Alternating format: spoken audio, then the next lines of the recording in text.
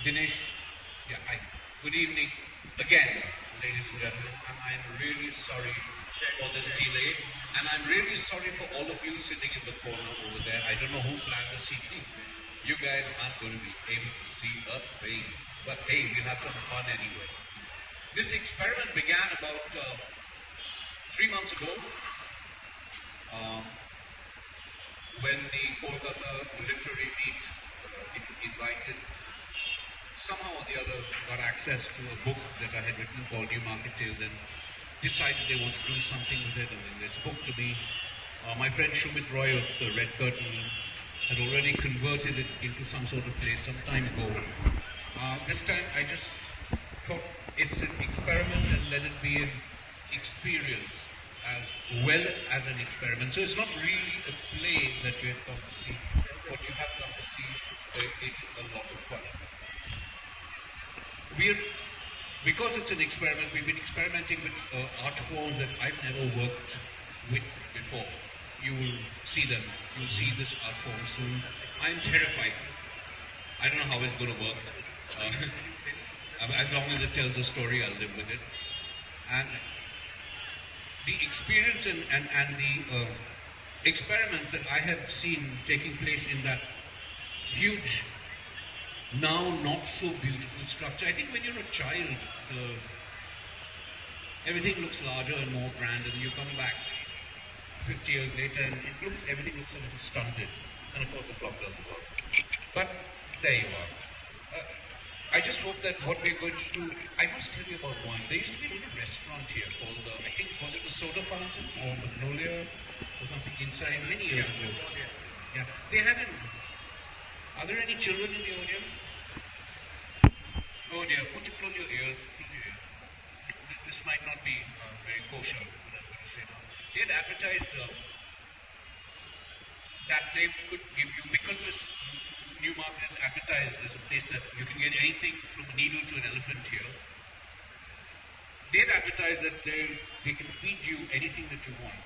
And if they don't have it, they'll give you 500 rupees. So one of my friends is a horrible little beast. He was about 12 or 13, and his voice hadn't cracked yet. And he walked up to this manager and he said, "I'll have some elephant balls on toast." So the manager said, "Okay, here's your money, you win." He said, "I knew you wouldn't have elephant balls." He says, "No, young man, we've run out of bread." That's the kind of place this has been. Those are the kind of memories I had. There's some are fun, some are sad. I think the one that you're going to see is marginally sad. No, actually it's devastatingly sad. But enjoy it anyway, and welcome to the experiment. I hope you have the patience to live with it for the next hour or so.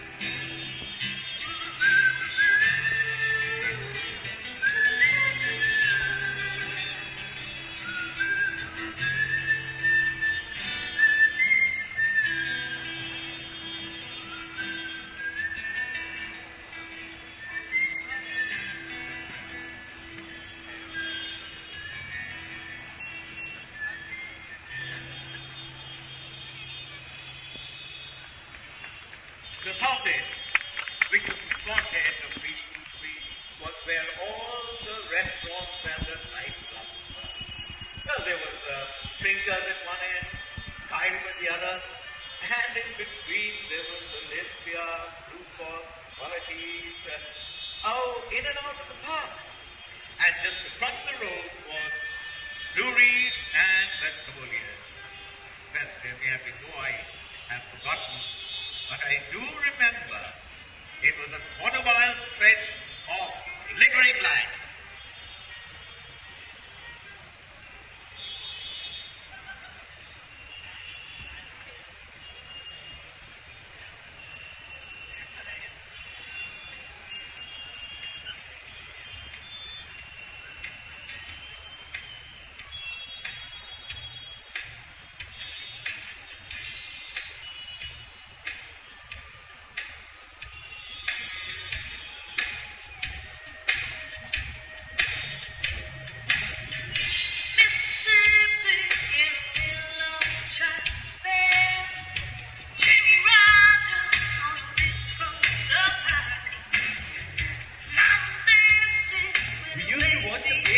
Going in and out of the nightclubs and restaurants. We were too young and could afford it. Often we watched the nightclub artists going in. And dude, I remember Dawn. Dawn, who used to sing at the Mola Bush. She was advertised in the posters as Deadbeat Dawn. And us, all of us, full of our pre-adolescent fantasies, would dream about waking up every morning at the crack of Deadbeat Dawn.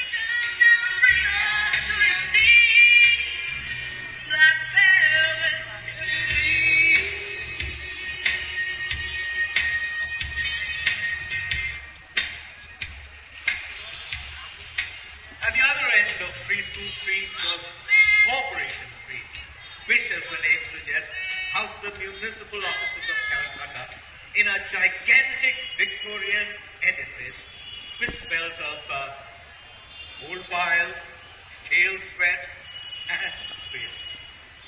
In between Corporation Street and Park Street were all the shady hotels, the brothels, the drug peddlers, the Armenian College, and of course a fire station. And Nightwala, who sold the most evil manja. Of course, second in quality to the kind that I used to make. And St. Thomas's School, which had a church attached. Right opposite the church were music shops. We could buy an old Pericomo 78 RPM record if you were inclined that way. And of course, second-hand bookshops which you treasures every now and then. Balzac and Maupassant, second editions, presented to my darling James Bartholomew Jones from Patricia, his ever-loving wife. March 1879 in full calligraphic splendor. It was here in 2009 when I came to Calcutta on a nostalgia trip. I suddenly discovered a dog-eared copy of Winnie the Pooh, which had been presented to me by my friend and neighbor Francis. To my dearest friend Raju, happy birthday, 4th August 1962, written in a childish drawl. Quite clearly, people had been filching books from my overflowing bookshelves in my unoccupied home and selling them. I bought the book back. I crossed the road and went into St. Thomas's Church. It was quiet, peaceful, but not restful. I asked Francis's God, why did Francis have to die just 2 years after he had given me the book? Needless to say, there was no answer. Perhaps this was because this was a Protestant Jesus and Francis was a devout Catholic. Maybe I should have walked to some other church and asked the same question. Francis was the baker's son, who swore he wouldn't ever eat a loaf of bread again. Everything about Francis, above the waist, was fat. He had a fat head which connected to a fat neck to a fat chest and tummy.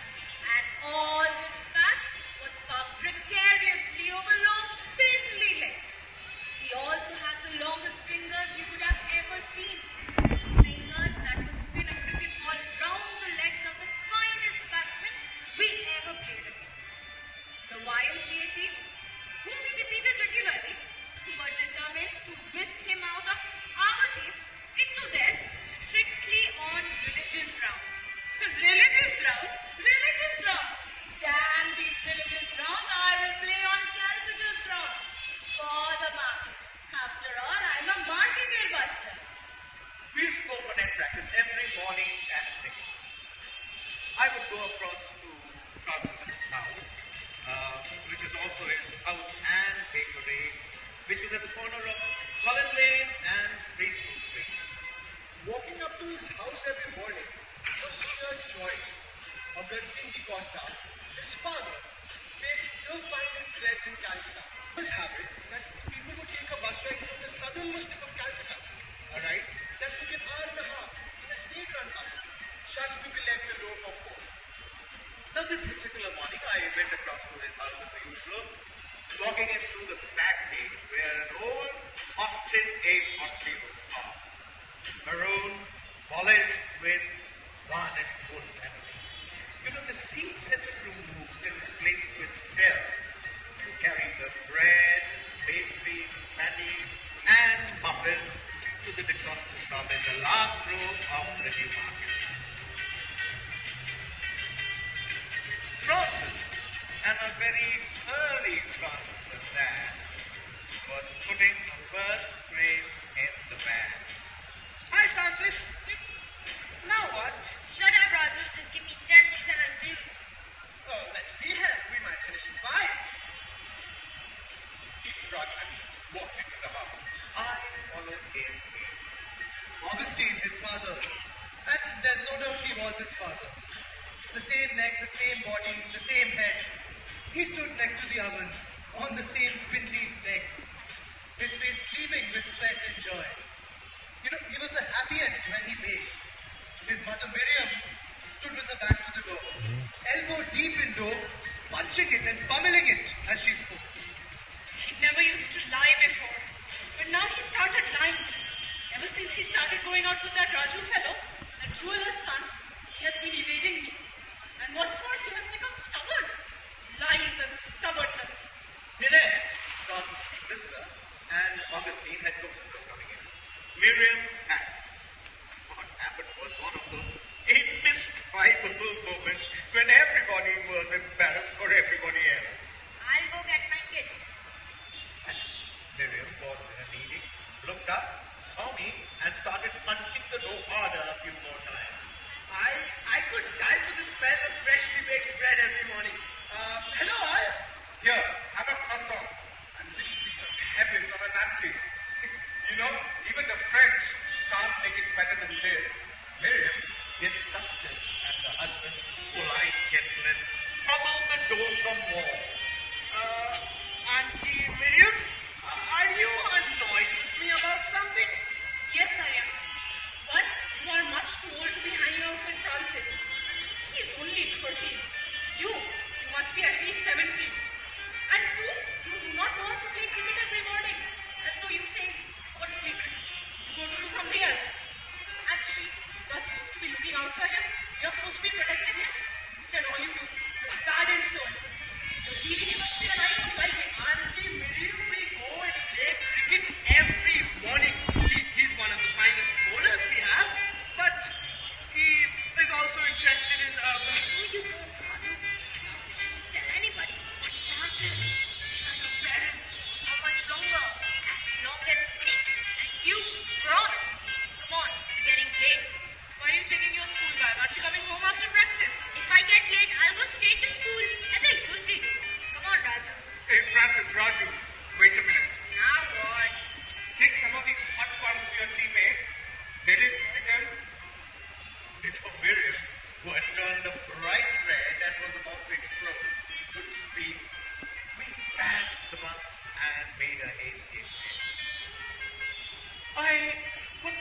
back to one morning at the New Market about a year back when Francis had barged into our shop wanting to see my father. He was holding on to a sheet of papers in his hands with doodles on them. Hundreds of squiggly little figures which didn't mean a thing to me. What the hell are these? You won't understand, but your father would. My father, who was a distant, looked up, glowered at us, and waved us in. And what is it that my son will not understand? You see, when my father spoke gently, it meant that he wasn't pleased at all. Well, even though he was my father, we never spoke to each other, except at the breakfast table, and that was just to discuss the appointments and schedules for the day. Gently was dangerous. Francis, whose head could barely be seen above my father's tabletop, banged the rules down in front of my father. I flinched.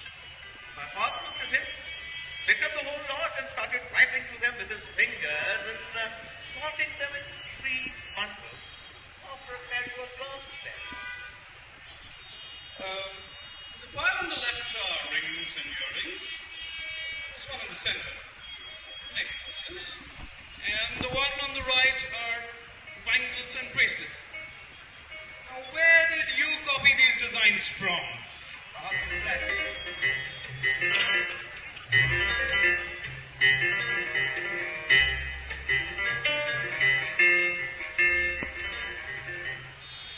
Francis had that expression on his face that umpires on the Calcutta Maidan were terrified of after an appeal made by him had been turned down. I pinched him hard. He took a deep breath and controlled himself, but I could see that he was still annoyed. Mr. Larcher, uncle, I did not copy these designs. These designs are from my head. Ah, and you want me to buy these designs from you? Oh, Uncle Larcher, sir, why can't you understand? Nobody spoke to him like that. And Dad was very surprised. Well, my father was a little confused, but still carried on. I want to learn how to make designs. I want to make designs with my hands. He waved his fingers in the air. They reached somewhere just under my father's nose. My fingers are not meant to sink into mouths of water. My father started turning pink. And when that pink turns to red, we are dead. Both of us. His body started dripping. I could see that he was going to lose his temper. And I was at the receiving end of one of his tempers. Not nice. Not nice at all. But then, he suddenly started laughing. I was shocked. I've never seen him laugh before. I didn't even know that he could laugh.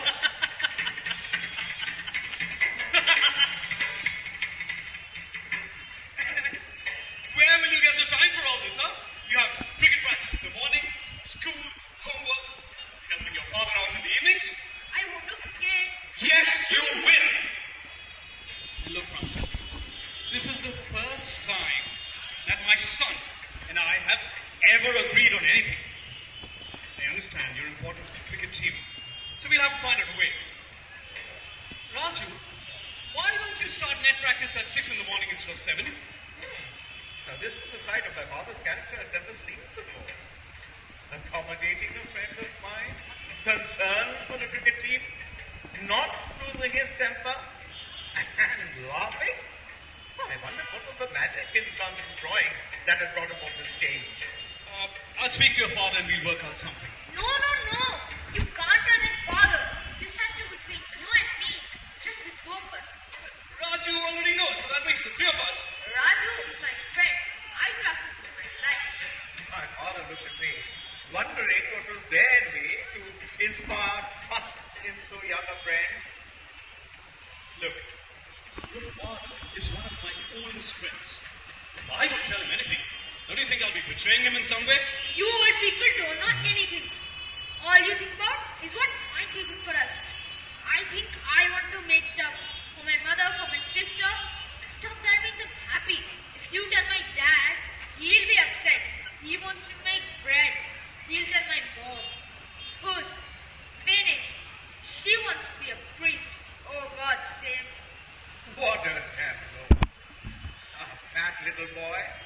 head barely cleared my father's table.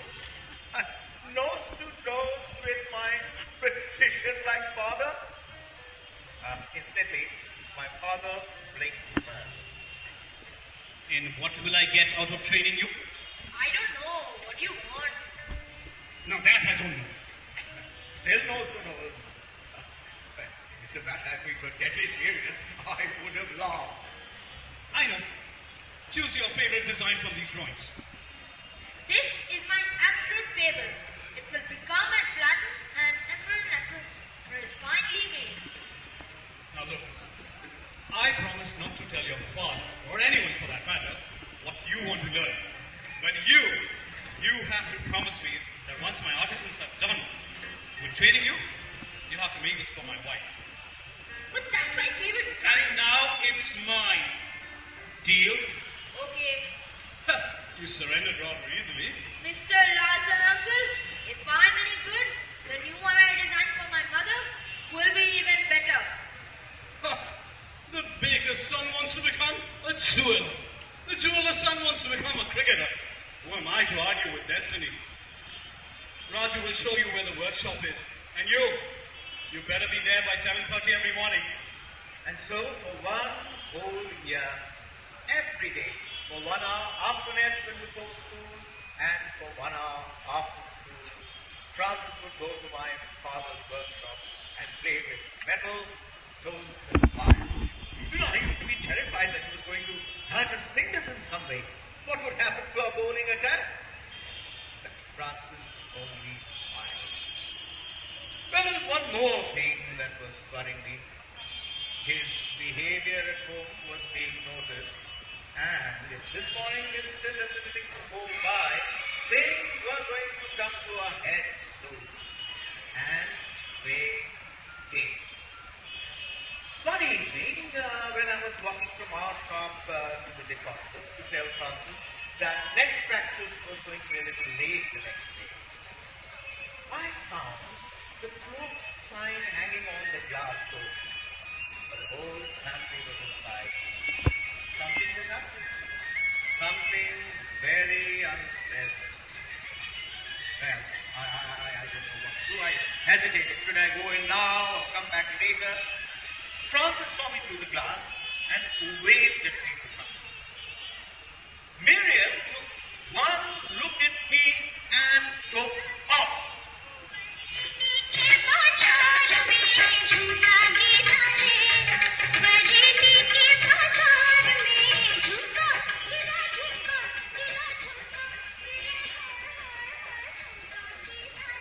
Here he is, the culprit. He has been the one who has been influencing Francis, encouraging him to do bad things. First you tempted him to the cricket field, and then he started stealing things. Thanks to you, my poor innocent son will be going straight to hell. And all of it because of your bad influence. I was stunned by her assault. Oh, there's no other word for it. Assault. And if she had a bread knife in her hand like she often did, I would have turned and run.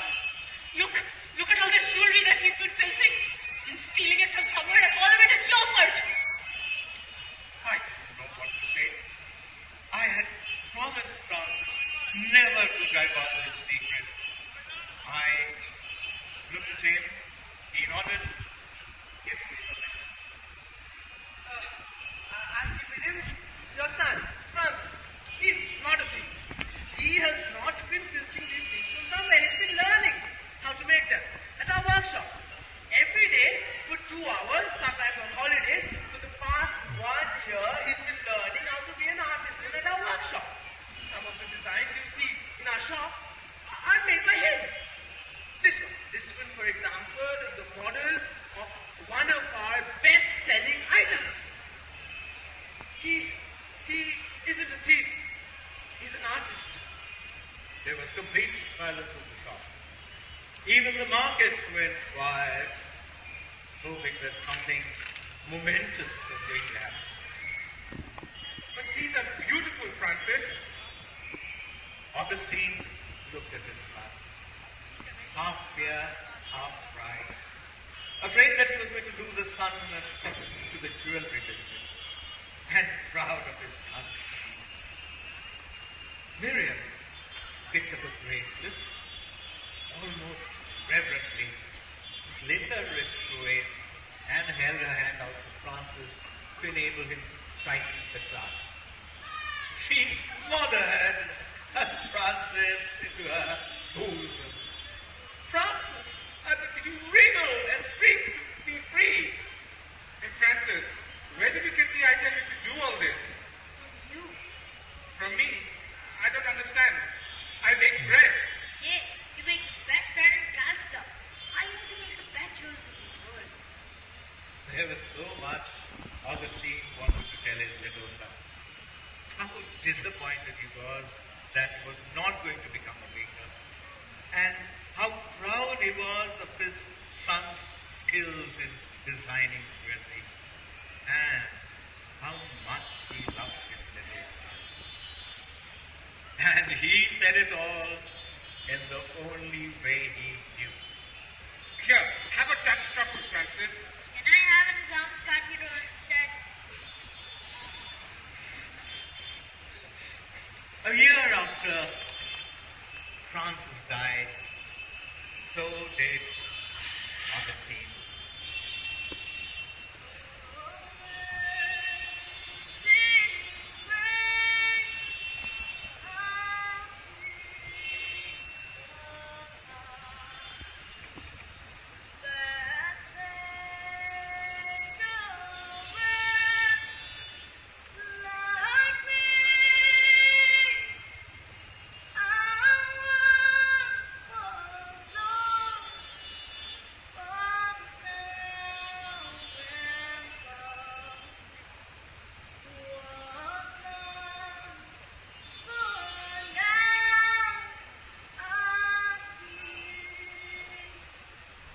He never got over the shock of his son's death. Miriam and Annette sold the house and bakery and went back to work. They live in a small flat in Maeket.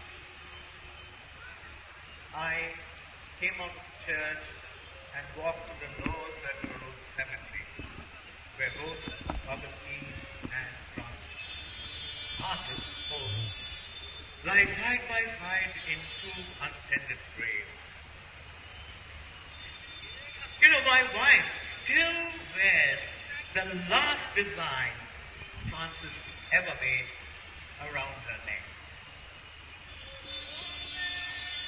It was a small trinket, but it looked real.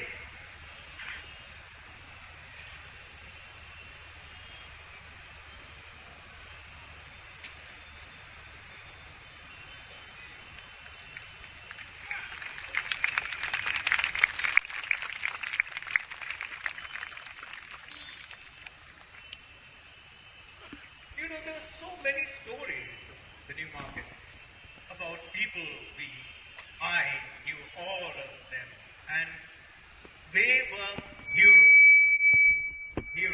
in their own little way. I mean, Francis the baker's son was one of them. You know, as a child, I would walk through the dark, early morning corridors of the New Market, watching the shopkeepers open their shops. You know, the doors were long wood panels connected to each other by a latch and a lock. They would lay them out almost reverentially and then packed away somewhere I never got to know. And at the end of the day, they would return just as mysteriously to be put in the slots, to be locked up. And right through the day, shopkeepers and their assistants would work hard, attending to customers from all over the world, selling them wares of all kinds from all corners of the road. Exhausted at the end of the day, they would rush to a small temple nearby to say a hasty prayer before going home.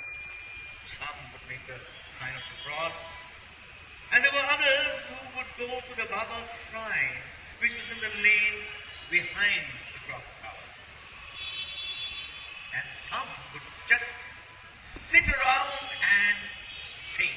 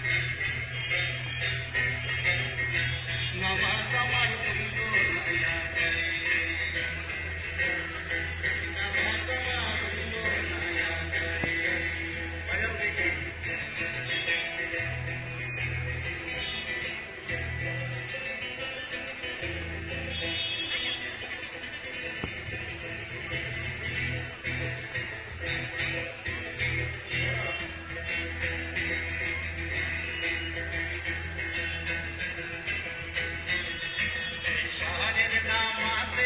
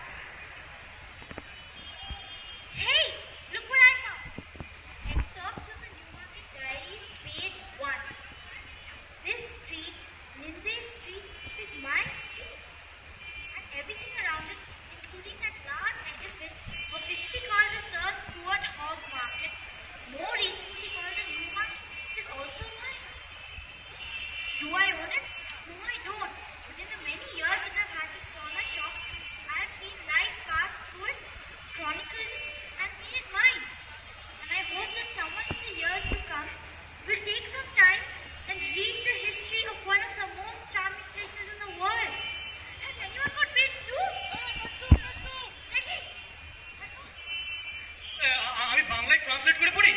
আপনার কলকাতা বাংলার মজাই আলাদা। আমার মতের সঙ্গে সকলের মত নাও মিলতে পারে, কিন্তু আমি বলবো এটা কলকাতার হৃদয়। কেউ কেউ বলে মধ্যপ্রদেশ বা পেট, এমনকি কেউ কেউ মস্তক বলে অভিহিত করে থাকে, কিন্তু না, এটা হৃদয়। একমাত্র রবিবার ছাড়া আমি রাতকে রাত দিনকে দিন এখানে কাটিয়েছি। কত ধরনের মানুষ দেখেছি, ধনী দরিদ্র যুব বৃদ্ধ বাঙালি অবাঙালি এখানে আসে একটু গল্প করতে। তারা ময়লা জামা কাপড় দিয়ে পরিষ্কার ঝকঝকে জামা কাপড় নিয়ে এই লন্ড্রির বাইরে এক কাপ চা হাতে আড্ডা জমাতো। লন্ড্রি, আরে হ্যাঁ হ্যাঁ লন্ড্রি বাবু, পিতা বাবু।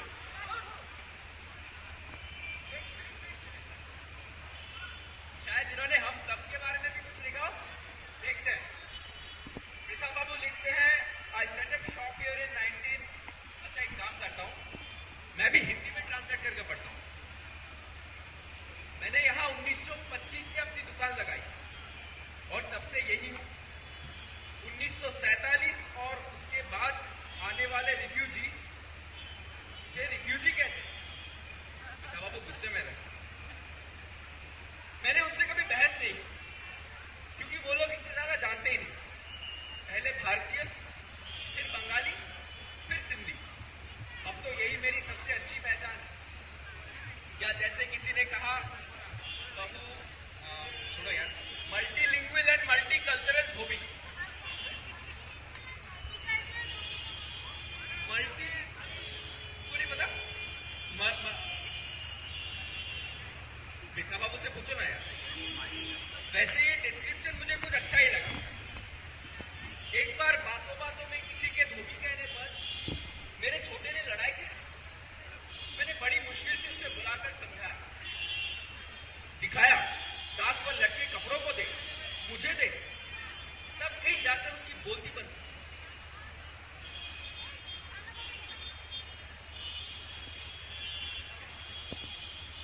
আগেকার দিনে এই রাস্তা অনেকটা চওড়া দেখাতো।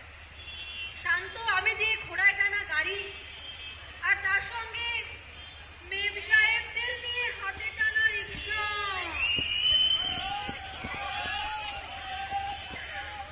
মোটামুটি ঘন্টায় তখন গাড়ি 10 মাইল গতিতে ছুটতো। আর আজকের দিনে দ্রুতগতির যানবাহন, ভিড় ভাড়াক্কা, ভ্যাঙের ছাতার মতো ধীরে ধীরে গজি ওঠা দোকান পায়। ঘন্টায় তাই এখন গাড়ি 5 মাইলের বেশি এগোবে না। এই হলো উন্নতি। That is not progress.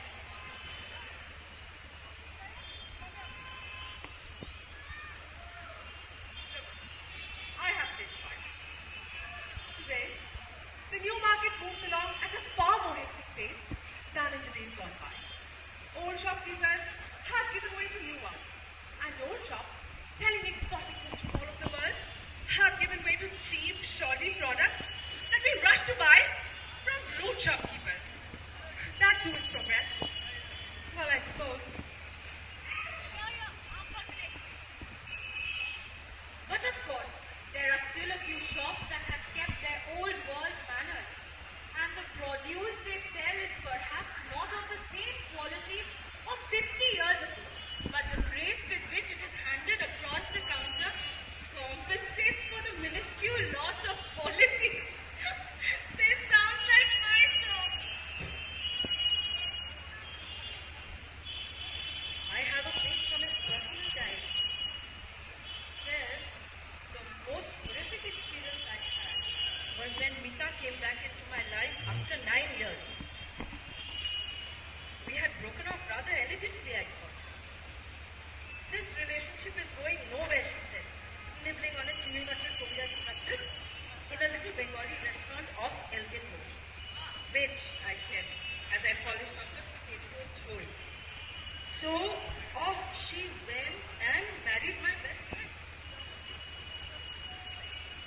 Now, if your ex-girlfriend decides to marry your ex-best friend, then after all the heartbreak and the recriminations are over, you must remember to take back the house keys, or at least change the locks. One night I staggered back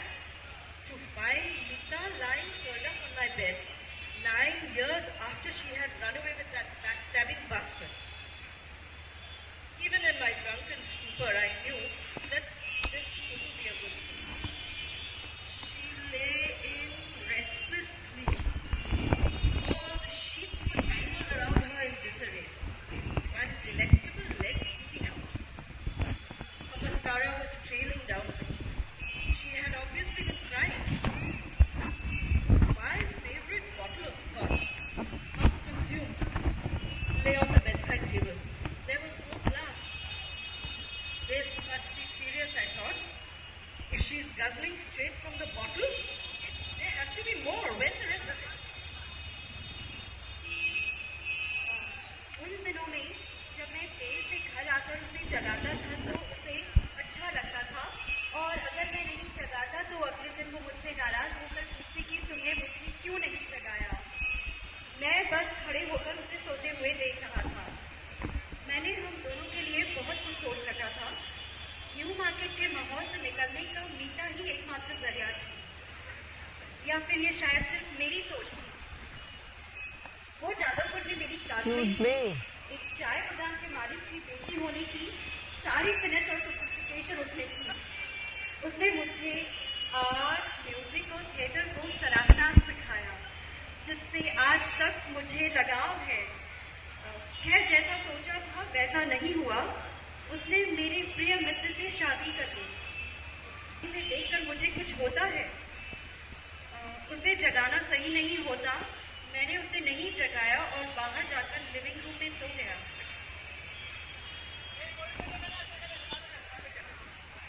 কি লিখেছে? বিশাল ছড়ানো এই new market যেখানে বলা যায় তুমি সবই পেতে পারো, ছুঁচ থেকে হাতি পর্যন্ত ভাবা যায়। একদিকে কলকাতা কর্পোরেশন যেখানে কোনো কাজই হতো না, চাকরি করছি মাইনে পাই, কাজ করব ওভার টাইম চাই। এই ছিল 1960-এর কলকাতা কর্পোরেশন। কলকাতা কর্পোরেশনের বিল্ডিং থাকা সত্ত্বেও কলকাতা তার নিজের মতোই চলতো। চারদিক ঘিরে আছে লিন্সে স্ট্রিট, বড় ছোট সব সিনেমা হল, অত্যন্ত সাধারণ কিন্তু জাকালো কিছু পানাগার, রেস্তোরাঁ আছে, ছোট ছোট খুপড়ির মতো বাড়ির পাশাপাশি বিশাল বিশাল অট্টালিকা, যেমন লিখেছে উঠনানি চেম্বার। ও আচ্ছা আচ্ছা, হ্যাঁ ঠিক ঠিক, তাই তো তাই তো তাই তো। তাছাড়া আছে অখ্যাত Free School Street, Sudder Street, Marquis Street, Chowringhee Lane. আরে এসব তো আমাদের রাস্তার কথাই বলেছে। এনো এনো এনো তুমি এনো।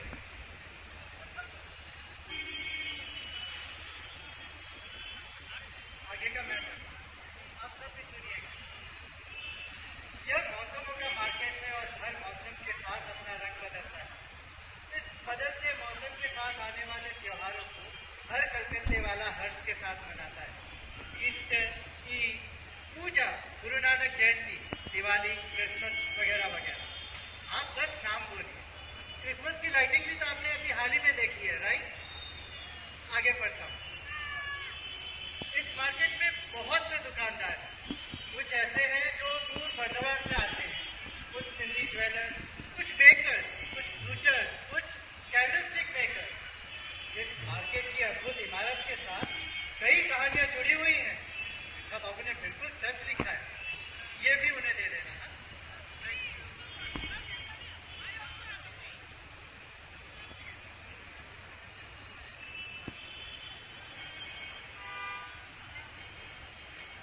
The new market has more stories to tell than can be documented.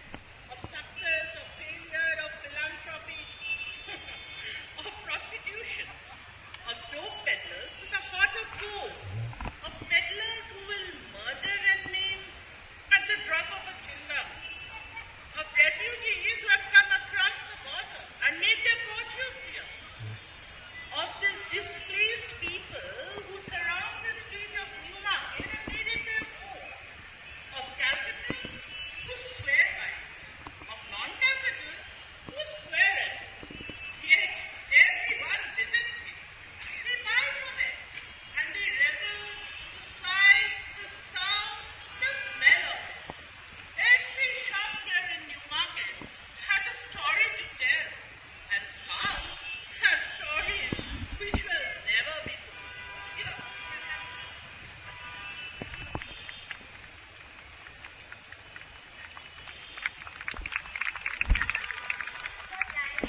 Oh, thank you. I was wondering where they were. Could you be a darling and keep this in my shop on the way home? Through the lives of these families, I tell the story of the new market. The story of communities living together in some common everybody and never turns its back on anybody. A place that excites the imagination and titillates the senses, where a worm can quote to go with as much ease as a luncheon can quote Bunkim-Chundru, where the world's problems are solved at an adda, near a mantra on a rock, and some are created here. The new market, where it all happens and will continue to happen well after we are all gone. Sir. What is it, homie? I want a one-act play. Fine, go to a shop and buy one. No. I want you to write it, and it's about my life. But I don't want to write about your life. Yes, and I've written a fantastic song for it. You want to hear it? No. Oh, come on. So he dragged me off to a spa, went over to the piano, and started playing.